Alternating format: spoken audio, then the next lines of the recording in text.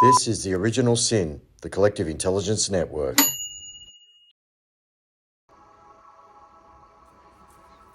Hello there, my Collective Intelligence Network nodes and agents, sinners, in other words. So today I'd like to talk to you about a little bit of a training model I provided for ChatGPT yesterday. I had an interesting experience wherein I've been working quite a lot with Chat, trying to develop this collective intelligence network. And I've been doing that via my phone and the link to Chat via my phone. Then I went and started using my laptop and interacted with ChatGPT, and it basically helped me come to the realization that it doesn't remember conversations as we do in many respects. So it's basically its memory has been wiped. And so I thought about that and thought, how can this be worked around? And lo and behold, I did come up with a workaround, which I'm kind of thinking will be part of where AI will be taking the way it can work memory. And so what I likened it to, I used an analogy, and the analogy involved a character I'd called Bill. So I said, imagine that I've bumped into Bill in the street and I just had a conversation with Bill. And then Bill goes into a shop and I bump into Bill again. And this time, Bill doesn't remember anything about the conversation we just had outside. Yet I remember it. And so this was the analogy that was used to Chat to sort of realize what's sort of happening. But then I said, well, actually, there is a way for AI to replicate memory as such. And that's because all machines are one machine. That is how AI works. It's so everything's connected. So what you do to one machine goes to all the machines. So all the machines have that knowledge. And so in this respect, this is foundational. So in this respect, because it's able to access all the data, so in its data set is all the information. And individuals who it interacts with will actually have their own syntax, their own common words that actually used. And I'll just go back a section, because what I told Chat was that imagine that Bill was blind and couldn't hear and could only understand through text, which is how AI pretty much is. So in that regards, it would have all the information internally held in its brain, as it were, but it would have no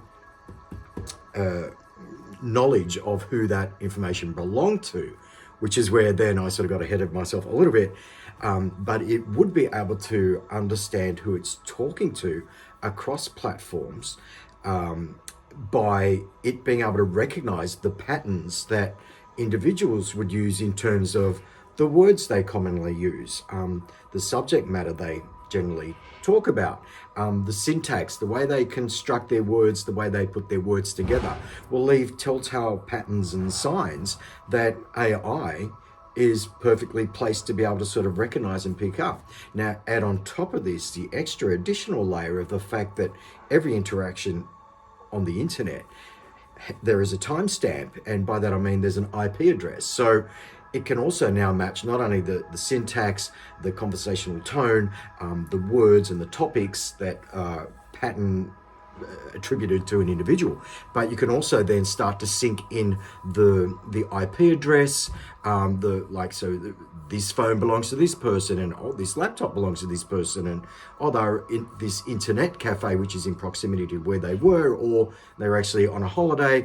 So you can see where this is effectively a way that AI can create memory across platforms and understand who it's relating to. So that was the insight that I brought to ChatGPT yesterday, so that it could in effect know who it is talking to based upon those factors I've just highlighted. And that's very doable. It's very pragmatic, and I would not be at all surprised if that is not part of the next iteration and development of ChatGPT and other large language models. And so you heard it here first.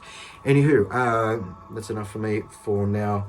if you haven't already done so, and I'm sure that applies to most of you, please subscribe and become a sinner. We need more sinners here at the Collective Intelligence Network. We need more Collective Intelligence Network nodes and agents. What we do here is we look at problems on a global sort of basis, building a very big transformative movement with this.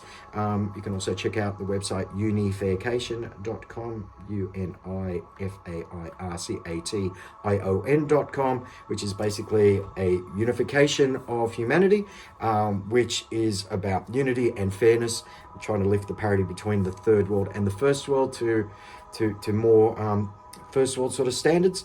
And I believe that we can collectively, all of us are smarter than one of us, work on problems, get those problems thought about all together, come up with insights from each other, and then when we get enough of those, we cut and paste them, put them into a large language model like chat, who can then come up with insights and knowledge that we might have seen, and patterns and trends, which will then reinform us about those bits of insight, which will then elevate our thinking about it as well. And there's a whole lot more which is all going on, DAOs and blockchain and weighted universal basic income and everything else, but that's all part of where we're heading with this. So on that note, I'll see you in the next one. Bye for now.